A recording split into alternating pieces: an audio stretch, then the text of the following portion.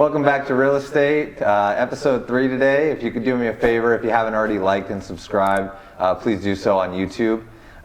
We're doing some giveaways. Today we actually have marketing expert and home sales pro as well, RJ.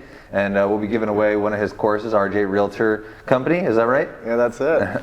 So yeah, we'll be doing that. And by the way, since we're already talking about it, where can people find you? You can find me on Instagram, ronjames.rj. You can also go to the App Store and download RJ Realtor Co. And for there, you will be able to navigate anywhere you want to communicate me. Anywhere you want to communicate with me. Yeah. Basically on this episode, we're going to kind of continue what we've been doing. We're basically going out, interviewing the public, getting their opinion on some videos that are circulating online, just getting the gist of what they think is going on with the housing market. And then we kind of come back and speak with an expert like yourself to kind of compare the opinions and see like what people have to say about it. So I really appreciate you having you on. If you want to just take a second, kind of introduce yourself so people know who you are and a little bit about you. Yeah, a little bit about myself is I'm a native San Diegan, born in the Balboa Naval Hospital. So I don't know if it gets any more native than that. Right. But I did have a chance to go live in the Philippines for a little bit and then come back to San Diego. But my journey has been a little bit of a unique one, right? You could go on my page at ronjames.rj and you could go listen to a little bit about my story. But as far as real estate, I got into it after I decided I didn't want to be a real estate agent. Yeah.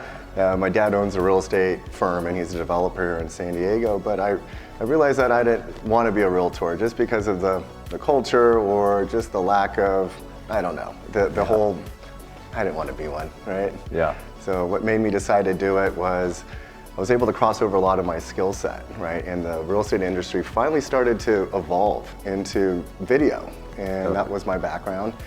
So I was at a real estate training company in Carlsbad, the Buffinian company, and I ran their video studio, created some of their training while I was getting my real estate license. Gotcha. So when I came out, I didn't really have the skill set, right? The test doesn't really prepare you how to write a residential purchase agreement, but I had relational ability, right? Just being a native, but also being able to market. And the marketing was more of the experiences that I created or that I learned from working with a lot of the automotive OEMs, the Lamborghinis, the Bentleys, they invite me on press trips. And so that whole experience is what they really wanted to put in marketing. So I replicated my experience and put that into selling homes. And $10 million later in listings my rookie year, not knowing how to fill out an RPA is where I was like, okay, I should probably learn how to do that.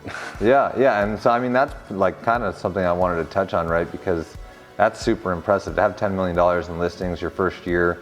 I don't care what you did before, right? It's not an easy thing to do. A lot of people that have been in the business for years would be happy to have $10 million in listings, So congratulations on that, and I'm glad that so much of what you've done is transferable, and it's kind of cool. So I wasn't really planning to talk about it because we spoke about it on your podcast a lot, sure. But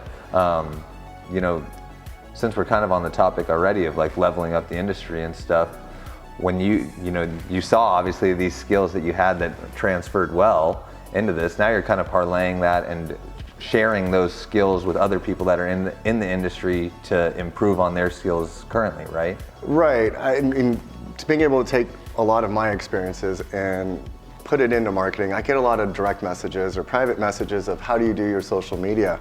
And I don't want to make this like a shameless plug because this really is the story that the whole real estate industry has to level up, forced through the pandemic, right? Everyone's a remote shopper. And being able to assess that and say, well, can I just hold this unique system for my own purposes? Yeah. I think if we had 100 people if we had more of real estate agents that are actually knowing how to market homes other than just calling a videographer and a photographer and labeling that marketing, it would really provide more service to the home seller. Now, it also seamlessly makes us not point to bubbles, right? Or think of scripts when it comes to generating marketing. Now, you can follow a trend, but it's not a baseline and it's not sustainable. A reel that's more trend video, that's like a viral video, right? And so that should not be the baseline of all your marketing. So coming up with just the core fundamentals is what I was teaching, or what I do teach in the course is just the fundamentals of camera. I think you could use your cell phone. I mean, I came from the big rigs and the movie sets and the car commercials, but that's not what you need because it's not what you're carrying around. So just really stripping it down to try to level up loan industry, you know, the title industry, with just a few like hints or a little bit of the insight that I have. But because I am a real estate professional, it does make more sense, so we're not getting the wedding videographer to try to tell you this is what you got to do, or someone that worked with a makeup person to say, yeah, post 50,000 times a day, because that's not what our job really is. But you really want to learn how to create conversations, and that's what I've packaged in our social media course, how to create stuff with your cell phone, how to create 3D renderings, and the interactive buyer tour videos that give you data. These are all the tools we need. So yeah, that's a little bit about why when I say level up, it's just sharing. It's just more true collaboration. Yeah. And that's part of it's knowing that strategy. YouTube University, right? Yeah. Like what you were saying, people go online if they're trying to find out how to do something. They don't go on Instagram and search how to do this, but if they search how to change a light bulb, how to write a book, whatever, there's a YouTube video for it. And I think in this business, you know, they don't teach this stuff in school. They don't talk about it that much, like growing up. Like this is kind of a figure it out as you go type situation, unless you're lucky and have family in the business or have, you know, family that's investors or that sort of thing and can kind of bring you up to speed. So it's good to have, you know, YouTube channels where there's, questions being answered. And even if it's not necessarily to completion or whatever, at least it's getting the conversation started so they can get those questions answered. So yeah, I'm gonna have you check. I think there's 2 videos, and then one is just like a little meme thing with Elon. But when you buy a home, you're renting a rate. Rates change every day, and you'll be able to refinance multitude of times over the term of the loan. So you buy a home because you love the home, not because rates are up or are down. Well, it's not something you agree with, then, is what you're saying? Yeah. I don't get the idea of the video. Like, what is he trying to achieve? Yeah, well, in my opinion, what he's trying to achieve is selling people on buying a home now, right? As opposed to waiting. He's That's crazy. What it seems like. Yeah. You think he's crazy? Yeah. I would half agree with you. So that's interesting. I appreciate your time, man. Thanks for stopping. Okay, we have a couple metrics that we could look at this as, like the messaging, right? We'll tack the messaging on this. What are your thoughts on the messaging? Well, I mean, I understand what he's saying in the sense, like, you know, I feel like that's kind of getting to be an overused statement, right? Date the rate and marry the house, and you know, you don't buy a house because of the interest rate. Yeah. So I hear what he's saying, that hey, you might miss out on what's going on in the market because you're, you know, solely focusing on interest rate, but at the same time, the interest rate is directly correlated with what someone's monthly payment is, and people have a finite amount of money in their bank account.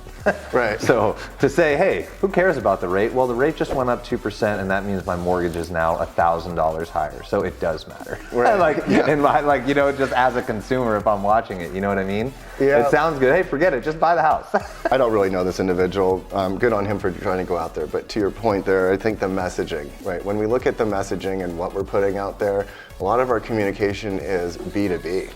Right? And so we start using this dialogue that we might have in the office because it makes sense, but then our delivery to like, hey, come with me. You're kind of intense right here. You're kind of like telling me I'm dumb, right? For being able to want to rent. You don't know my financial situation. I might have been an immigrant coming here from Seattle and San Francisco to San Diego, and the homes aren't here yet. So I should rent. Yeah, and I get it, right? And we're looking for that right time or jobs or whatever may happen. That's why they come to you. I think people feel like I made this much money. It's like filling out a form online and then boom, I got pre-approved. Yeah. And there's so much more because you guys start diving into financials that, you know, face it, people are kind of living outside their means in a lot of times. So what you think they have or what they think they want to be able to have isn't really the fact, right? So you get this misinformation of like, well, I think rates are high and I don't want to buy. Well, it's like, no, you probably have more debt to income ratio than you want to admit, right? But hey, I'm not here to judge your life, but here's what you need to do, right? Yeah. I'll tell you how much you're pre-approved for, and then you'll probably come get referred to me, and I'll tell you like, you should go purchase lower than what you want. Because we're really going to look at that roadmap from 2 to 5 years of how to get to that forever home. Because your first condo downtown or your first home is not going to be the one you're going to be in forever. So we really want to develop like, what's the right purchase, right? per your monthly payment, per your job. And that's the part that I think people don't hear enough of on the social media platforms, because there's a program that our brokerage tries to push through, or we're talking about year over year ratios and how inventory is down and how that correlates. Meanwhile, the end consumer in the audience is like, I don't really know what any of that means. You guys sound really smart, but it doesn't really leave them to sit down there and ask you questions that just keep scrolling. Yeah, and it's funny because like the way you put it that way is, in my opinion, a better way to spin that, right? Okay, interest rates are higher. That impacts affordability, but does that mean it's a bad, like that you can't buy a house now? No, maybe let's look at a lower price point. And I think, yeah, unfortunately, everybody wants to move into their dream house, right? And nobody wants to move into a place that they don't love, and especially when they're spending a lot of money every month to live there. But it's exactly that. It's a stepping stone. You're getting into the game. You're not like, you don't necessarily have to own the house you live in even to own real estate, right? Like, and all that can come from this conversation that got started if it's understood in the right way. But if I'm just watching this and it says, hey, you know what? It doesn't matter if rates are up and down. It matters if you love the house. Well, hey, look, there's a lot of houses I love. Unfortunately, they're just $8 to $10 million, right? It's not your money, you know. And I always say this, right? It's not my money that I'm spending. So I always might get accused of almost, they're like, you trying to talk me out of this? And I'm like, no, I'm just trying to prevent that buyer's remorse at the end there, because I am relational. I will be in this backyard, and I will have to stand next to you, and we're gonna have barbecue here, right? Yeah. We're gonna be hanging out, watching the game. I don't need you to be like, well, yeah, dude, you pushed me into this, right? And it's still not where it needs to be, because there's not an understanding of the roadmap, right? Yeah. That's where the 3D renderings do help out, right? You wanna be able to help visualize that equity, potential, right? That roadmap, where if they could see that what the home could look like. It's not that you're trying to manipulate or push them into something different. You're really trying to showcase, like, okay, you're not going to jump in that forever home because there's only so many of them on the coastline, right? You know, in the certain tract development that you're trying to purchase in because it has a good school district, right? So by starting now, go purchase lower, right? And so the messaging is something that we should craft on. That's what we go help everyone in the group, the Facebook group, or the app group at RJ Realtor Company. We just want to be able to help work on our messaging, not so much the knowledge. Everyone has different products, but if we can collaborate just like this, it's like, oh, I didn't think about how to spin my message differently. I mean, versus like, yo, you're dumb, you're spending money on rent, buy now, you're dumb, you should refinance. Well, yeah, maybe, I'm not saying put sugar on it, but you know, your job is to help explain and communicate to people, not you already know this. You know, there's a lot of stress behind that video, but you know, it just might be his personality. Yeah, and it's funny. I think that's interesting too. Like what you mentioned about like the way you are communicating with people. That's something I learned a long time ago about negative presuppositions. Right? They say, "Hey, the reason you're not making so much money is because," and it's like, what, how do you know I'm not making a lot of money? Like, you know, that's quite an assumption to make, and you know, and it if somebody is in a position there, it's off-putting. Like, what are you? Dude, I'm invested in properties. I'm doing this. I'm doing fine. You know, like, what are you coming like attacking me like this for? You know, it's so much more of an attack, and it's unintentional. I think people, you know, they've had maybe an outdated speech, you know, where they're like, not everyone's gonna like you, and it's like, well, not in that term. You just kind of come off as condescending, and your authoritative like messaging is just.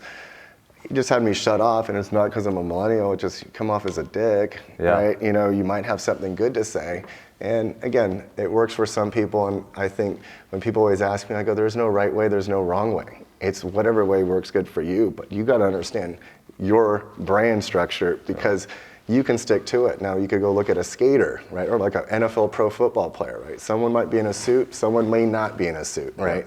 It doesn't matter because they're sticking to who they are, right? At that press conference, right? That might make more sense if they're in their sweats, like Justin Herbert, you know, that says Chargers in a Nike sweatshirt. That's him from Oregon. That's how he feels comfortable, you know, versus the old like Kurt Warner days, right? Where he's like coming to that press conference as a professional in a suit, right? As a dad of a bunch of people who used to work, you know, I think it was like a FedEx grocery store worker or something like that when he was playing before he got drafted.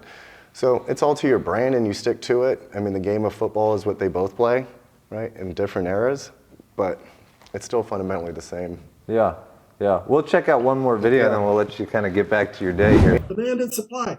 Demand, more and more people want to live in that city, therefore higher demand, but the supply is getting smaller and smaller and smaller and smaller. Therefore, if you own property in that kind of location, the property is going to be forced up in value as more and more people move into that city. And they said there are going to be 440 million people by the year 2040. This is basically if you agree with it or what you thought of the video. Yeah, I agree with it. Yeah, Big time. yeah, Because the rents, we're talking rents, right? yeah, It's going up. yeah, That's why we have the homeless situation. yeah. Pretty much because of that. Yeah, the cost of living has really risen and that you've seen more recently than in any other time, right? Yeah, absolutely. Yeah, and on my personal experience, Yeah. because I work around LA as a truck driver of delivery, Oh, you are? I see this problem everywhere, bro. Everywhere I go. Sometimes I feel that's because of the system, but sometimes I think people need assistance, Yeah, like mental assistance, yeah, because a lot of people we're poor, but it depends on you, like the way you want to live. Sometimes it's not because of they want to live like that. That's because they have an issue. yeah, They need medical assistance, like health, totally. like you know, it's right here. Yeah, yeah, and that's a hard problem to solve, right? Yeah, it is. It's going to be a hard problem to solve, but I mean, California has money to solve that problem. Yeah, Big time. yeah, It's just about the government, you know? yeah. Where taxes are going and everything like that. California has a lot of money, bro. Plenty of money. Even the president have money to send money to help on the war with weapons Yeah, instead of using that money here right. on his own country, Yeah. especially in this state. Yeah. Are you renting around here currently? I'm renting, not around here, but I'm renting currently. Yeah, and then my rent is super high. That's what I was going to ask you. Is from last year or the year before that? How's your rent compare now? Yeah, it's been going like every year. It's been going like my first year went 300. Up $300. Yeah, 300 straight. The guy told me, hey, you know what? The inflation is like this. You need to pay me $300 more. Yeah. And I'm like, what can I do? Right. Or it's like, pay the 300 extra, or look for somewhere else that's gonna be like even more expensive. Yeah. So if you were to change locations because those other places are going up too, it's still going to cost you more. So even that I think that the guy was raising me a lot of money, compared with the other places, it was even higher. Yeah. So I'd rather, you know what, go with the 300 and stay, and then what can I do?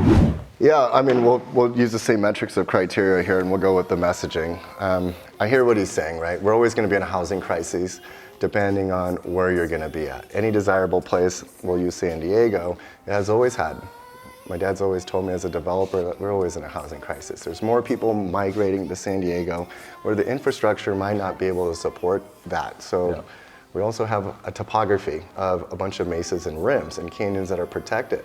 So you can't just level off mountains and build master plan communities. And what you see in downtown San Diego in this year is the vertical building, totally, right? So we're always gonna have this like supply and demand, but that doesn't mean that they're for sale. Right. Currently in San Diego, there's more rental new construction for apartment living than there are construction for sale. Might have to do with like, you know, the litigation element, you know, the whole 10-year process, and maybe we will see that supply come back up, but when you're trying to communicate supply and demand, I think you need to be able to associate that with location, right? And so for San Diegans, the location of downtown or any of the home being within a 30-minute commute of the biotech and life science industry will help everyone understand the value of the supply. Yeah. Does that make sense? Yeah. Right? Because I mean, if you're trying to say that like demand and more people are coming in the city, you got to explain to me who is coming to the city. It's 15,000 high-paying, earning biotech scientists who are going to be able to overspend. So maybe you buying a 7% interest rate is a good thing because they're going to be able to come in here and compete. Yeah, you're now going to compete, and they're coming in and you're gonna compete with people that are able to overspend. Yeah. And you're gonna probably see what we experienced in the pandemic of the panic purchasing era, right? The sight unseen, people just overspending might come back, so the prices will be higher and the interest rate might be a little higher. So again, it goes back to the roadmap. It is the fundamental of location, but when you focus on those and knowing how you're gonna craft your message, it doesn't need to be a script, right? It just needs to be good counsel and advice and trying to help them communicate. And they talk about that a lot too, like even like supply and demand, that it's obviously that's the basics of economics, right? Like of course that's a good thing to look at, but a lot of times we're talking, like you can skew statistics any way you want, right? They say, hey, we got like 4 months of housing supply now. We're way back up in inventory. We're doing good, but then you look at it and how many of those existing homes are under contract. So what's actually available? Now we're looking at like 2 months of supply, and we're pretty unhealthy when you look at it that way. And are you looking at someplace like San Diego where you're not going to get this weather anywhere else? You're not going to get water around you everywhere you go like you do here. Like, so the supply and demand in different pockets of not just the country, but even in different cities and counties, there is totally different. The supply and demand. I think there might be some markets, you know, maybe like places where people were going like the Inland Empire to, you know, as a commuter place. Maybe those homes value are impacted in a different way than someplace like this where people actually bought because they wanted to be there, right? You know, like, and if people no longer have to go to work to get a paycheck, right? Then they can work remotely. Maybe they can go to Idaho, or maybe they can go wherever. And the supply and demand in those areas are going to be completely different than either where they're selling, where they're looking here, versus, you know, another part of California or another state. Like, it's all, and I think that is the main issue with social media, is that your audience is enormous. It's anyone can see it, right? So like the truth of this in San Diego, I think, is very accurate. Like we're gonna have way more people making way more money, and we're not getting any more houses. We don't have anything to build. People are building apartment complexes. Builders are focused on building apartment buildings right now. That's where the amount that rents are going up year over year. It doesn't make sense to build single family homes. Why would they? Everything, they're trying to concentrate as much as they can. You don't see yards anymore. The side yard's this wide, you know, like that's just how it is. And houses are attached sometimes. Like, that's just kind of what we're moving towards. So yeah, no, I agree, and I'll wrap it up with this. It is the messaging, right? Knowing your audience is kind of a overused word because you don't know what the internet, who can be listening, right? So you try to paint that net, but the difference between someone that's script writing, right? If it's a professional, right? We know that there's a difference between script writing when it's a general message, right? You know, and you do want to give that higher level process video orientation, sure, right? Come up with an app and onboard somebody. But when you're speaking from a level of expertise, you don't have to talk about your geoform, but you can talk about San Diego. In your speech, you want to be able to deliver so many like insight points in a conversational format, right? So when you do talk about the biotech and life science headquarters and 15,000 people going to be here in July 2023, you kind of are setting the tone of what the inventory is like. Then you move into the apartments and what people are building. It doesn't mean San Diego is just this mid-sized city that no longer is having the funding, or they have some like problems. It's like, no, there's people investing and they're in real estate and they're making the money off these rents. You're seeing them, right? They're big hedge fund companies prioritizing San Diego. So for anyone to think that waiting for a home price to go down in one of the most desirable cities in the world, it's like you're saying, oh, I want to live to Paris, but I'm going to wait for the home prices in Paris to go down, or Manhattan, New York, in said building, when it's like, this is an international town. That's the hard part, because we, in San Diego, being a native, this was a town, right? You know, we'd always have to describe where LA was. They're like, oh, that's where you are, right? Before the internet. And now that Ron Burgundy said, go F yourself, San Diego, more people knew where San Diego was. And then, you know, Comic-Con actually brought a lot more international eyeballs on it because Facebook was around and MySpace, so people were able to find out, oh, dude, San Diego's pretty cool. Prior to that, you had to be in the military, you had to go to college here, or maybe you experienced one convention here in San Diego.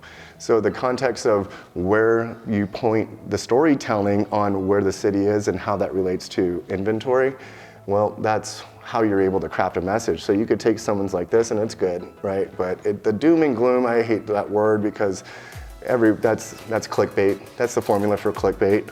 But having someone walk away from your video knowing something they didn't is the editorial format.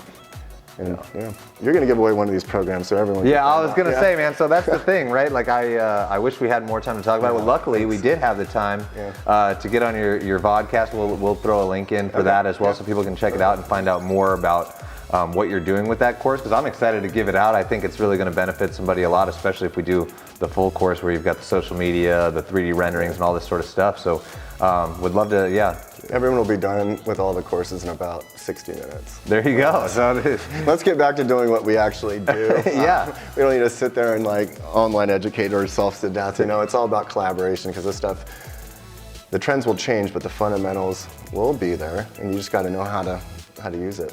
Yeah. Well, I'm excited to share this and kind of get it in front of people and continue the conversation with you. I'm really excited to get this course in somebody's hands. I think you said it's rolling out when? December 2nd is when everyone up in LA said that we got to push this out. So I'm just the creative. My insight from real estate and media obviously is infused in there. I'm on camera a lot, but we have a huge team behind that, does anything from the production of the app to the funding and the whole operational side, right? Yeah. I got enough to do with just selling homes and creating material, right? Yeah. Well, I mean that's why you build a team, and I'm excited to see what comes of it. Like you said, if the goal is 100 realtors in San Diego, I think that's very attainable, right? We'll keep it in front of people, and we'll see. Thanks so much, RJ, again for coming out. I really appreciate it. Please stay tuned. Again, like and subscribe. We're going to have more episodes on the way, and we will have the winner of the giveaway getting a course here from RJ, so please stay tuned.